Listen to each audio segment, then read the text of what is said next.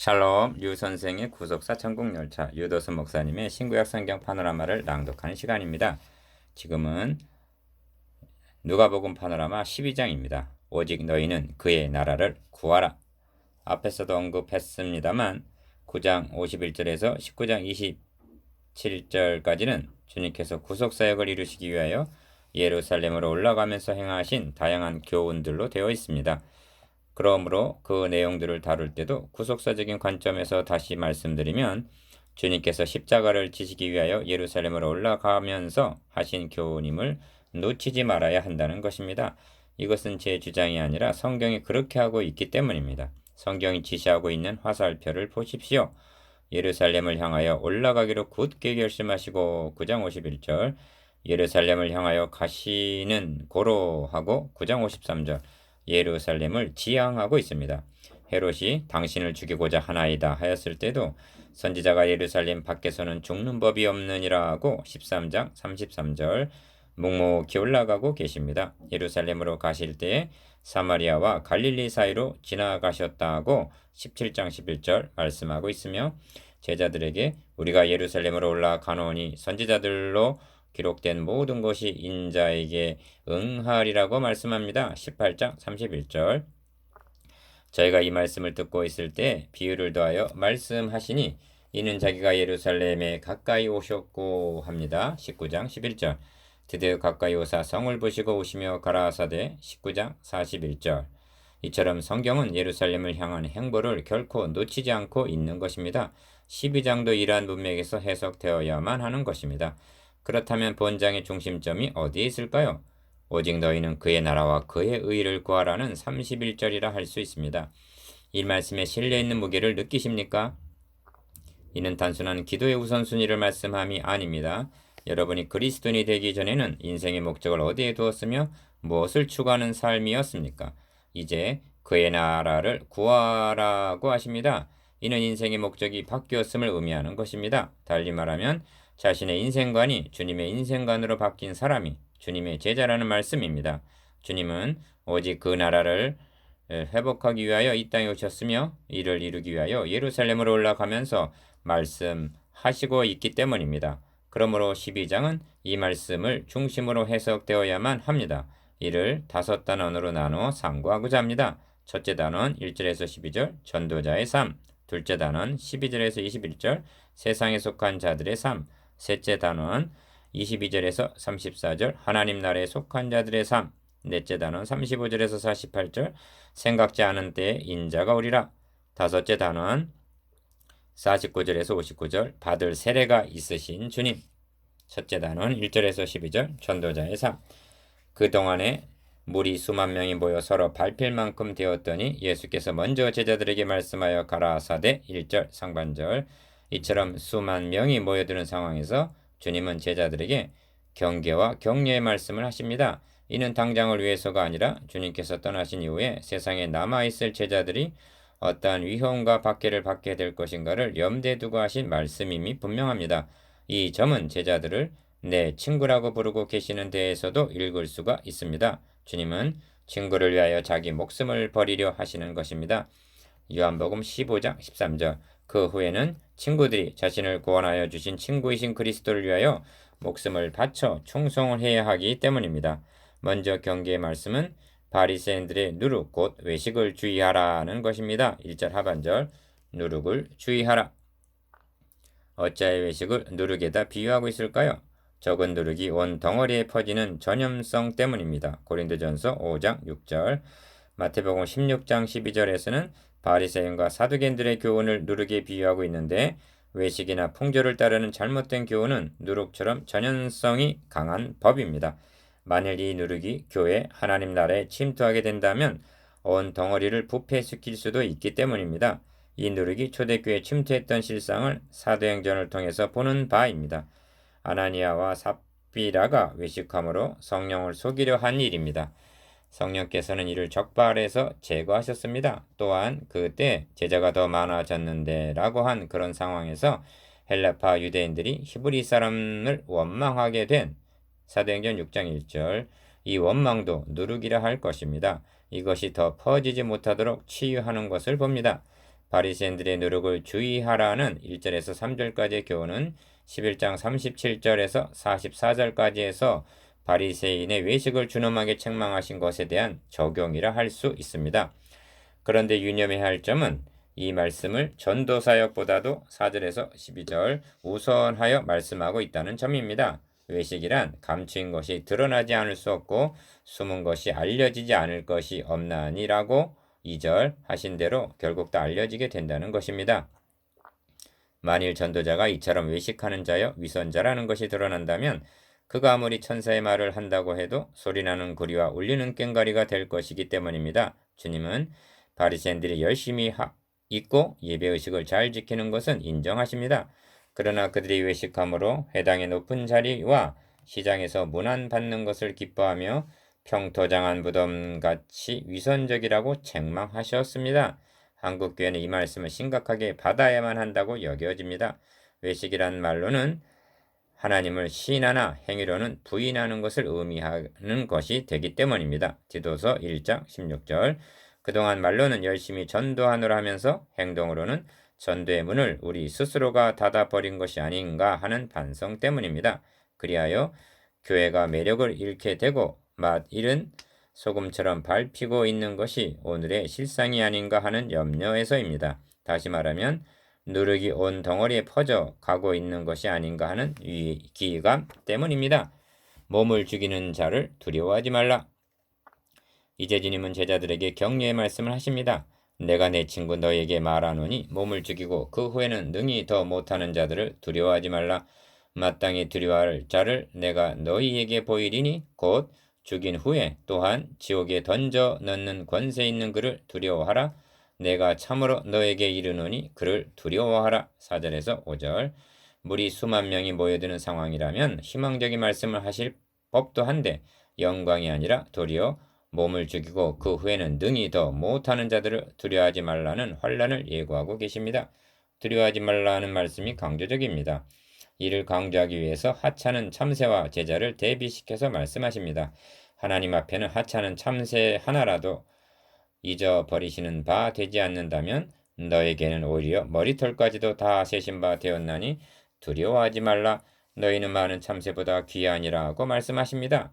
그럼에도 불구하고 박해나 죽음을 두려워하여 사람 앞에서 나를 부인하는 자는 하나님의 사자들 앞에서 부인함을 받으리라고 경계하십니다. 8절에서 9절.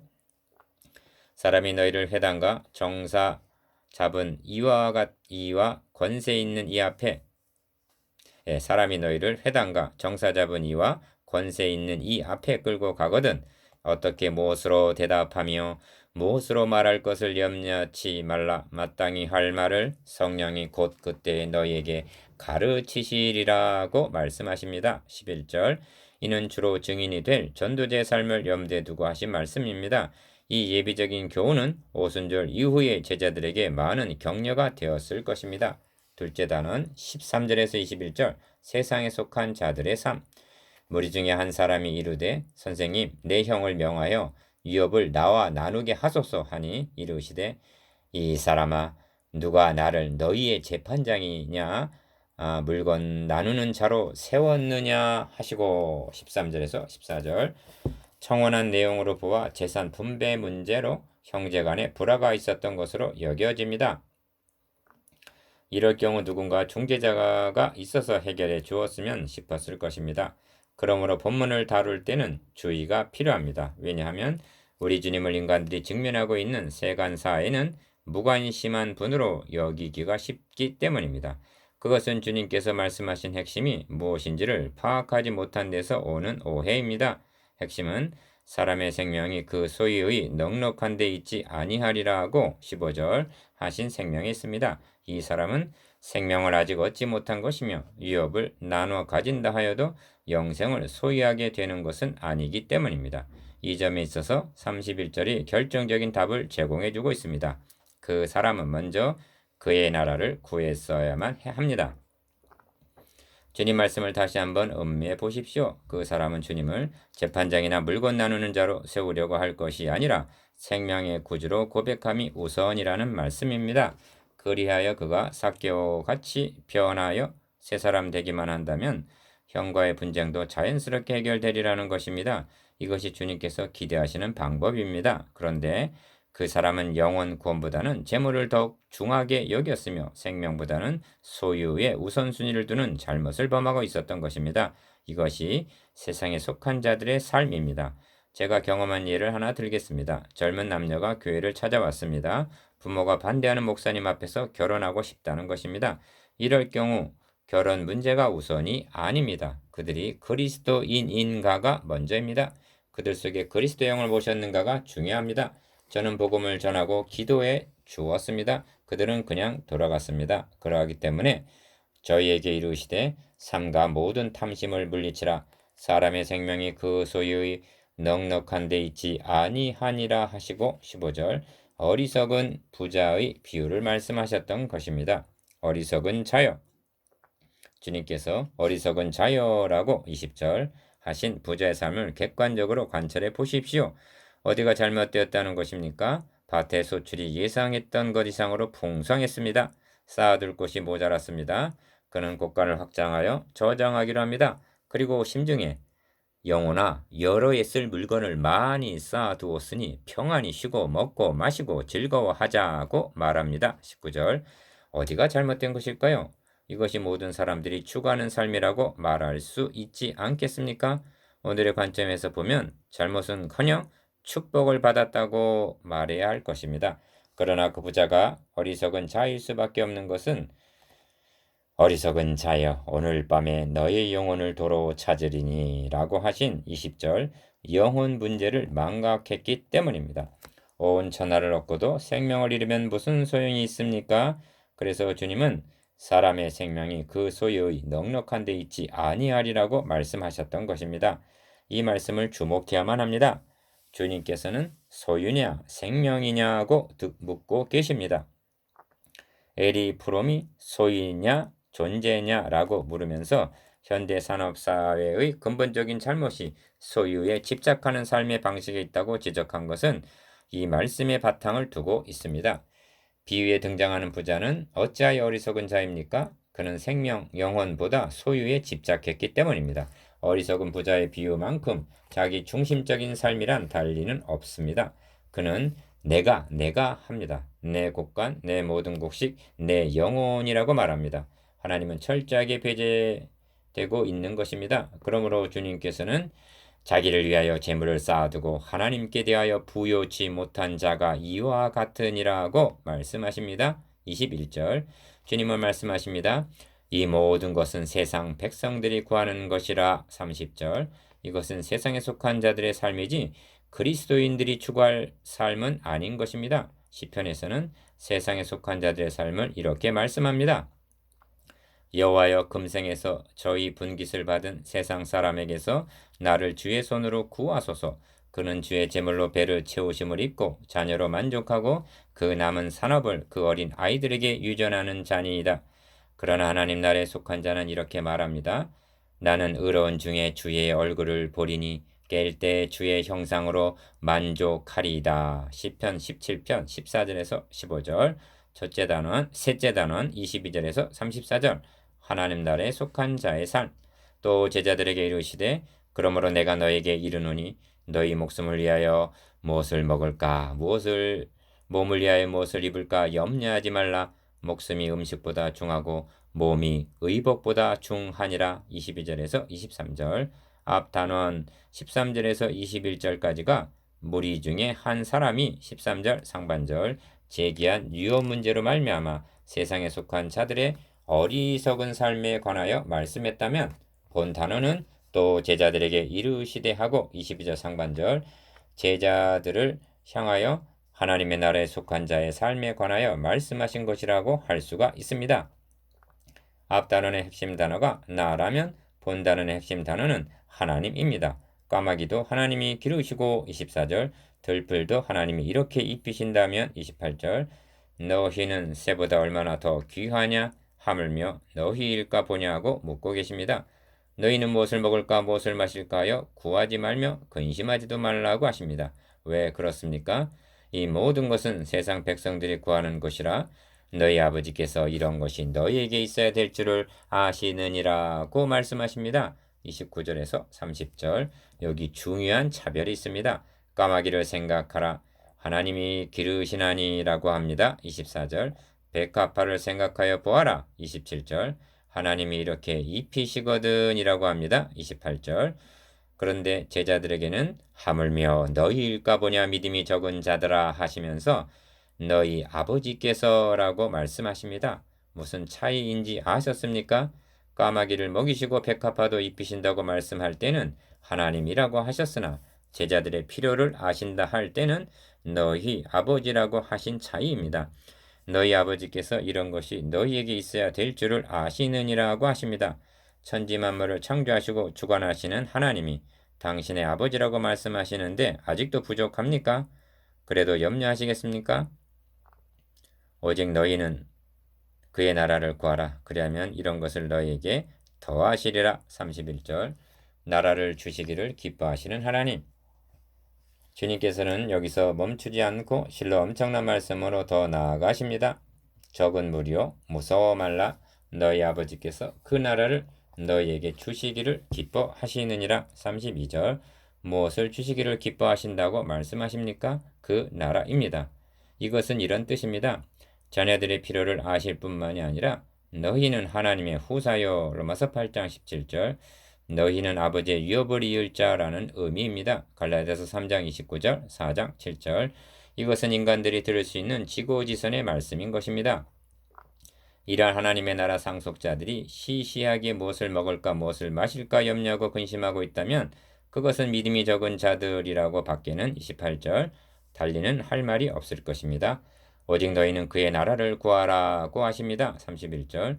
여기에 중대한 전환점이 있습니다. 그의 나라를 구하라는 말씀은 인생관과 가치관이 바뀌어야 함을 뜻합니다. 이 점에서 앞단원이 어리석은 부자를 생각하게 합니다. 그의 삶이 어디가 잘못되어 있다는 것입니까? 그는 삶의 목적을 소유의 넉넉함과 15절 자기를 위하여 재물을 쌓아두는 것에 21절 두었던 것입니다. 베드로, 요한, 야고보 등 제자들도 갈릴리 어부였을 당시는 그러한 목적을 위하여 산 사람들입니다. 그러나 이제부터는 오직 그의 나라에 삶의 목적을 두는 사람들이라는 것입니다. 자기를 위하여만 쌓아둘 뿐 21절 상반절 하나님의 나라를 위하여는 무관심했다면 그는 어리석은 자일 수밖에는 없는 것입니다. 그러므로 소유란 인생의 목적이 아니라 하나님의 나라를 위하여 선하게 사용되어야 할 수단에 불과하다는 것입니다. 너희 소유를 팔아 구제하여 낡아지지 아니하는 주머니를 만들라. 곧 하늘에 둔 바 다함이 없는 보물이니 거기는 도적도 가까이 하는 일이 없고 좀도 먹는 일이 없느니라고 말씀하십니다. 33절. 아마 부담을 느끼실 분도 있을 것입니다. 그것은 소유라고 하신 33절 물질만을 보기 때문입니다. 다음 구절에서 무엇이라고 말씀하시는가를 보십시오. 너희 보물이 있는 곳에는 너희 마음도 있느니라고 하십니다. 34절. 여기 시금석이 있습니다. 중요한 것은 물질이 아니라 마음이라는 점입니다. 하나님께서는 마음은 다른 곳에 두어도 물질만 드리면 기뻐하시는 그런 분이 아니십니다. 내 아들아 너의 마음을 내게 주며 하고 잠언 23장 26절 우리들의 마음을 요구하십니다. 그런데 그 볼 수 없는 마음의 향방을 알려면 볼 수 있는 보물을 어디에 쌓아 놓았는가를 확인하면 된다는 것입니다. 세상에 속한 자들은 땅에 쌓아두되 하나님의 나라에 속한 자들은 하늘에 둔 바 33절 다함이 없는 보물이라 말씀하십니다. 아버지께서 그 나라를 여러분에게 주시는 날에 여러분이 쌓아둔 보물도 몇 백만 배로 받게 될 것입니다. 이것이 하나님 나라에 속한 자들의 삶인 것입니다.